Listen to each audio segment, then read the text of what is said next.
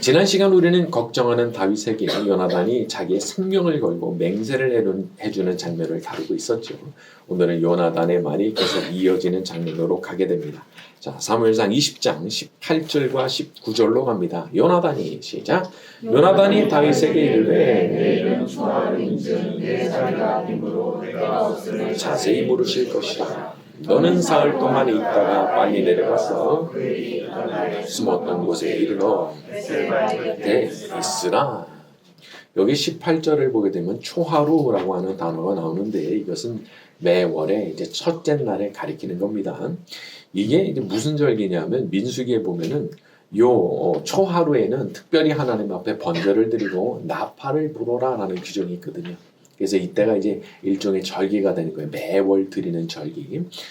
그리고 이제 지금까지 우리가 봤던 사무엘상의 내용으로 보면은 아마도 이때 왕은 신하들과 함께 모여서 늘 만찬을 하는 이제 그런 행사를 진행을 했던 것 같아요. 또 19절을 보게 되면 에셀바위라고 하는 곳이 나오는데 이 에셀이라는 것은 떠난다는 그 의미거든요. 그러니까 떠남의 바위 이런 뜻이 됩니다. 그러니까 어떻게 보면 참 상징적인 거예요. 하지만 지금 이 바위가 어디 있는지는 이제 모른다 그러고 그냥 다만 추측을 할 뿐이에요. 왕도였던 기부와 근처에 있던 어느 들판에 있었을 것이다. 그 정도만 알고 지나갑니다. 자, 우리 20절과 21절입니다. 내가 시작. 내가 관역을 쏘려함 같이 화살셋을 그 바위 곁에 쏘고 아이를 보내어 가서 이르기를 보라 화살이 내 이쪽에 있으니 가져오라 하고는 살아계심을 두고 맹세하노니 내가 평안 무사할 것이요. 자, 20절에 화살을 이제 셋을 쏜다라고 하는 것은 그냥 활쏘기 연습처럼 보이게 하려고 한 거죠. 그냥 뭐 일상적인 연습이다 그렇게 보이려고 한 거예요. 근데 제가 이 부분을 보면서 어떤 생각이 들었냐면은 이 요나단이 서열로 볼 때 1순위의 왕이 계승자기는 했지만은 그래도 눈치 보는 거예요. 눈치를 보는 거예요. 왜냐하면 사람들이 다 내 편만 있는 게 아니거든요. 나보다 지위가 낮아도 나보다 못한 처지에 있어도 누군가가 나한테 악심을 품고 어디 한번 걸리기만 걸려봐라 이렇게 달려들면요 그거 쉽지 않은 거예요. 그거 쉽지 않은 겁니다. 그렇기 때문에 우리가 항상 조심해야 될 필요가 이제 있는 거예요. 제가 이렇게 돌이켜보니까 이런 태도가 참 위험한 태도예요. 야, 내가 그렇게 하겠다는데 네가 무슨 상관이야? 내가 그렇게 하겠다는데 네가 무슨 상관이야? 이런 태도가 아주 위험한 태도더라고요. 이런 태도는 없던 적을 만들고요.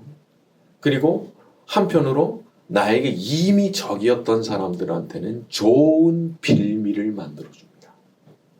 반격할 수 있는 빌미를 이런 태도가 만들어주더라고요.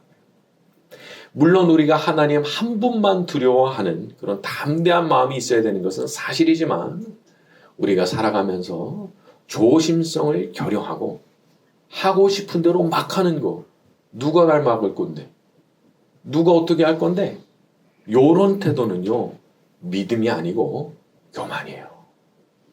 그렇기 때문에 이거는 자기를 위험하게 만드는 거예요.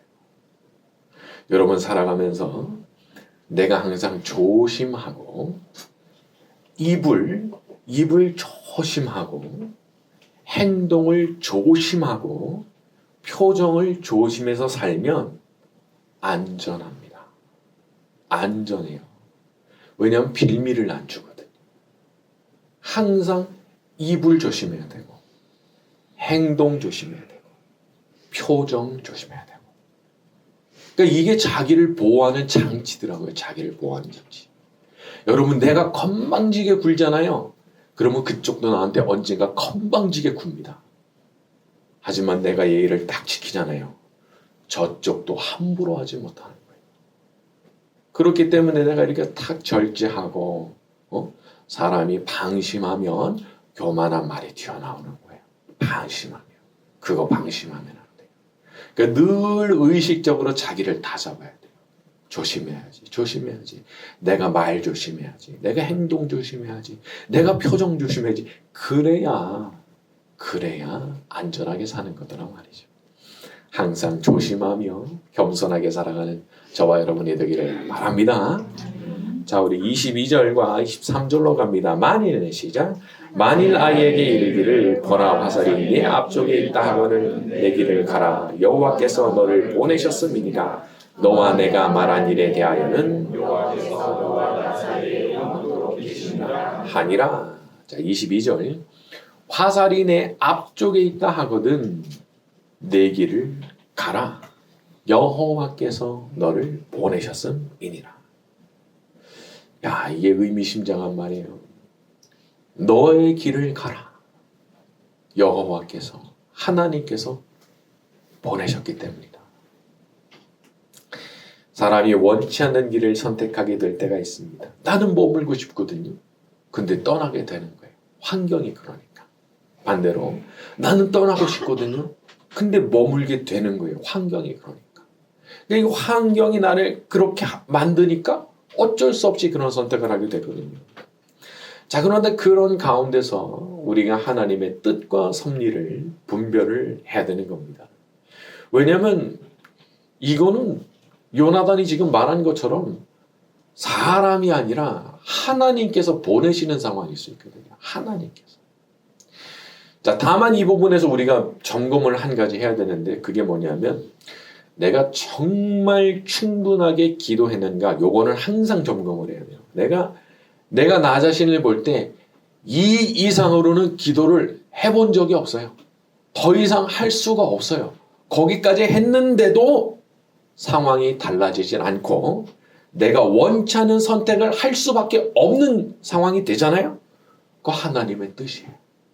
내가 정말 충분히 기도했는데도 더 이상 할 수가 없을 정도로 그렇게 매달렸는데도 그렇게 되게 만드시잖아요. 그거 하나님 뜻이에요. 그럼 우리가 거기 하죠.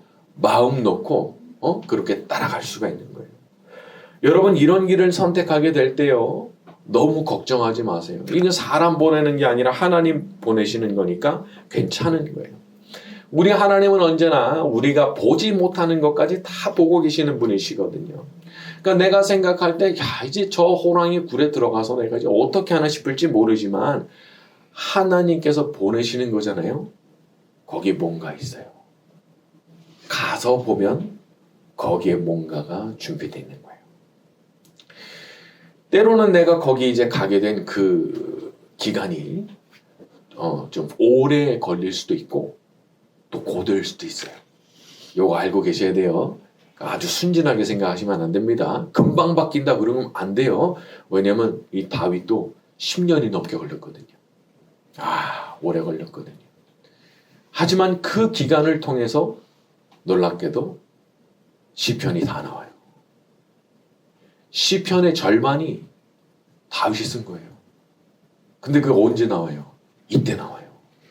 이 10년이 넘는 세월 고생하는 그 기간에 신앙과 인생의 정수를 담은 성경에 실릴 시편이 그냥 150편 중에 절반이 여기서 나와요.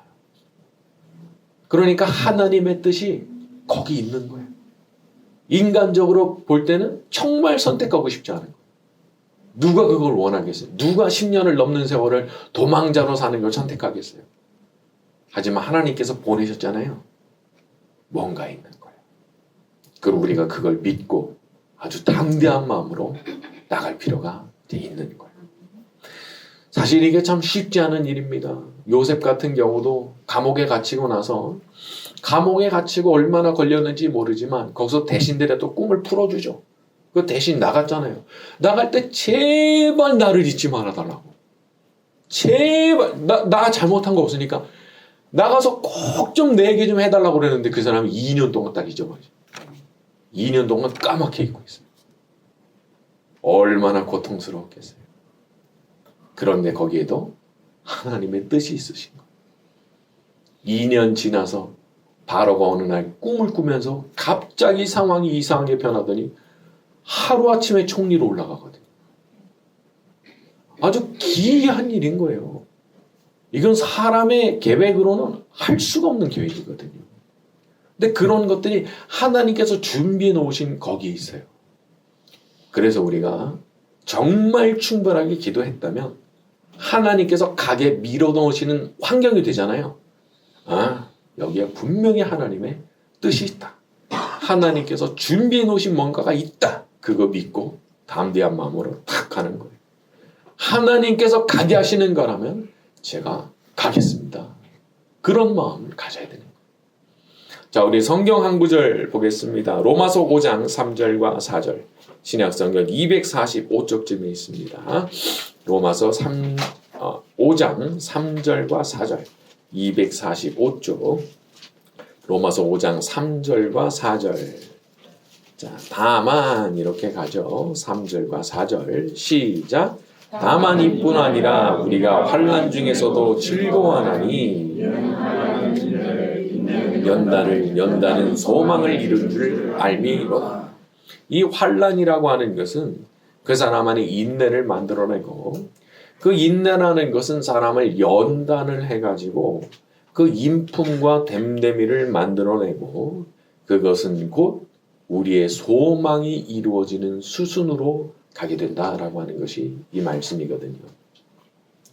보면 이 하나님의 응답이 그냥 때가 차면 이루어지는 거가 아니고 요 중간에 요게 숨어 있더라고요. 그러니까 인간을 만드시는 그 복을 받을 자격을 만드시더라고요. 그래 그 기간이 환난은 인내를 만들고, 인내는 연단을 만들고, 그 연단이 충분히 된 상황이 끝나고 나면 그때서야 소망이 이루어지게 하시는 그런 이제 프로세스가 있더란 말이죠. 그러니까 우리가 참 어려운 일을 겪을 때가 있지만은 그 마음속에 이런 프로세스가 있다라는 것을 믿고 그렇게 가야 되는 거예요. 여러분 마음이 흔들릴 때마다 기도하세요. 제게 큰 믿음 주셔가지고 제가 흔들림 없이 하나님의 뜻을 따라서 순종하며 갈 수 있도록 도와주십시오. 그렇게 기도하셔야 되는 거예요. 가게 하시면 가는 겁니다. 하게 하시면 하는 겁니다. 오직 믿음으로 가고 믿음으로 그냥 하는 거예요. 이렇게 믿음으로 행하기를 결심하는 우리를 위해서도 하나님의 많은 축복이 준비되어 있는 줄로 믿습니다. 자, 우리 24절에서 27절로 갑니다. 사무엘상. 다윗이 시작. 다윗이 들에 숨으니라. 초하루가 되매 왕이 앉아 음식을 먹을 때에 왕은 평시와 같이 벽곁 자리 앉아있고, 요나단은 서있고, 아브넬은 사울 곁에 앉아있고, 다윗의 다리는 비었더라. 그러나 그날에는 사고가 있어서 부정한가 보다, 정령이 부정한가 보다 하였음이 더니, 이튿날 곧 그 달의 둘째 날에도 다윗의 다리가 여전히 비었으므로 사울이 그의 아들 요나단에게 묻되 이새의 아들이 어찌하여 어제와 오늘 식사에 나오지 아니하느냐 하니. 저는 이 부분을 보면서 야, 이거 참 기묘한 일이다 그런 생각이 들었어요. 사울이 어떤 생각을 하고 말을 하는데 마치 자기가 창을 던져가지고 다윗을 죽이려고 했던 일이 마치 없었던 것처럼 그렇게 생각을 하고 그렇게 말을 하는 거예요. 26절. 무슨 사고가 있어서 부정한가 보다, 정령이 부정한가 보다. 27절. 이새의 아들이 어찌하여 식사에 나오지 아니하느냐. 아니, 자기 같으면 그렇겠냐고요. 자기한테 지금 창을 던져가지고 죽이려고 했던 그 사람 옆에 와가지고 밥 먹겠냐고요. 그럴 수가 없는 거잖아요. 근데 이 사람은 이렇게 생각하는 거예요. 아니, 아무 일도 없었던 것처럼 그냥 그렇게 생각하는 거예요. 왜 안 왔지? 왜 안 왔지? 안타까운 일이지만 사람이 어떤 권력을 가지게 되면, 어떤 힘을 가지게 되면은 이렇게 변하는 경우들을 종종 보게 되는 것 같아요. 자기는 아무렇지도 않아. 내가 자기가 공격했던 그 상대방이 나에 대해서 어떤 서운한 감정, 혹은 두려운 감정, 슬픈 감정 느끼는 게 이상하게 생각되는. 야, 너 왜 마음속에 그런 거 품고 있냐? 나 아무렇지도 않은데? 야, 너 웃긴다. 이런 식으로 이제 하는 거죠. 응? 이거 뭐 가리켜서 뭐 적반하장이라 그렇게 볼 수 있겠죠. 도적놈이 나한테 몽둥이 되는 거예요. 자기가 잘못해놓고 야, 네가 나한테 그렇게 반응하면 안 되지. 내가 이렇게 할 수 있잖아. 뭐 그럴 수 있는 건데 너 왜 그런 식의 마음을 가지는 거야? 이런 식으로 이제 덮어 씌우는 경우들이 있는 거예요. 근데 그것들이 대체로 이제 왜 그렇게 되는가 이제까지 근본적인 요인을 따져보면은 자기가 힘이 있어서 그런 거야. 힘이 있어서. 힘이 있으니까 그런 식으로 반응하는 거예요. 힘 없는 사람은 그렇게 반응 안 해요. 참 이런 게 영화나 드라마에 나오는 일만이 아니고 참 우리가 살아가면서 또 종종 경험하게 되는 그런 일이라는 게 참 슬픈 일이지만은 사람 살아가는 세상이 이제 그런 거예요. 여러분 하지만 우리가 섬기는 하나님은 그에 비해서 어떤 분이시죠? 온 우주의 왕이시고 대주제시고 모든 것 위에 뛰어나신 분이시고 가장 강하신 분이시지만 그럼에도 불구하고 우리같이 약한 존재들을 얼마나 사랑해 주시고 또 얼마나 참아 주시는지 몰라요. 여러분 이 복음서에 보면은 탕자 비유가 있죠. 이 둘째 아들 녀석이 아버지한테 와가지고 어차피 아버지 돌아가시면은 유산 저한테 주실 거잖아요. 지금 주세요. 말도 안 되는 소리를 해가지고 재산 받아가지고 나가서 장녀들과 다 써버리고 거지가 돼가지고 돌아오죠. 근데 그 아버지가 어떻게 해요? 거리가 저 먼데 웬 거지가 하나 오는 거예요. 근데 가만히 보니까 그 내 아들이야. 나갔던 내 아들. 그 아버지가 달려가죠. 달려가서 목을 끌어안고 입을 맞추고 눈물 흘리면서 내 아들이 살아 돌아왔다고 그 말을 해요. 근데 그게 우리 하나님 아버지 마음이시라는 거예요. 우리 하나님이 얼마나 좋으신 분이신지 알아야 됩니다. 그 엉뚱한 짓 하고 돌아왔지만은 아버지 재산을 반이라 말아먹었지만은 그래도 살아서 돌아왔다면 나는 기쁘다. 눈물을 흘리는 그 아버지가 우리 하나님이시라는 거예요. 여러분 지나간 세월 잘못이 있을 수 있습니다. 근데 그 잘못이라는 게 그냥 우리 하나님 아버지 보실 때는 그냥 돌아오면 되는 거예요. 제가 벼룩도 낯짝이 있지 그런 생각하지 마세요. 우리 하나님께서 얼마나 너그러우신 분이신지 그리고 진짜 하나님 아버지께 효도하고 싶으면 돌아오면 돼요. 하나님 아버지 떠나는 게 최고의 불효예요. 그러니까 우리가 이런 사울 같은 타입의 인간을 보다가 그 우리 하나님을 생각하면은 너무 마음이 좋은 거예요. 나를 이렇게 사랑해 주시는 분이 계시구나. 나를 이렇게 뜨거운 마음을 갖고 지켜보시는 분이 계시구나.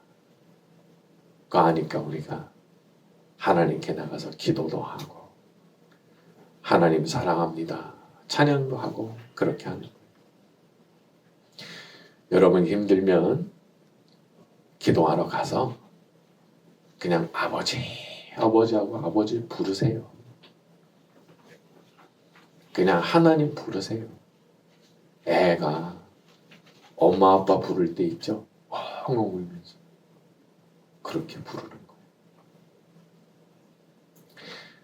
하나님께서 우리의 마음을 보듬어 주시고 우리의 마음을 위로해 주시면 그 살아갈 힘이 생깁니다. 우리는 그런 걸 바라보는 사람들인 거예요. 인간은 위로를 해줄 수가 없어요. 여러분 내가 어떤 사람이 내 대신 어떻게 내 인생을 살아줘요? 살아줄 수 없어요. 다만 딱 한 분이 계시는 거예요. 그분만은 나와 함께 가시는 거예요. 우리 하나님이 그런 분이신 거예요. 그러니까 그분께 기도하시면 돼요. 그리고 마음속에 언제나 은혜를 사모하셔야 됩니다. 은혜. 여러분, 은혜 못 받으면 사람이 강팍해집니다. 완고해집니다. 완악해집니다.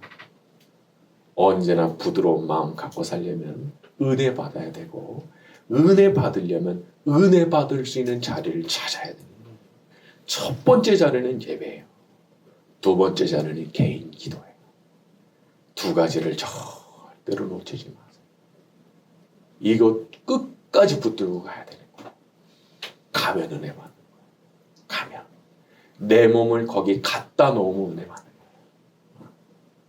우리 모두가 그렇게 일평생 은혜 받으며 살아가는 사람이 되기를 예수님의 이름으로 축원합니다. 네.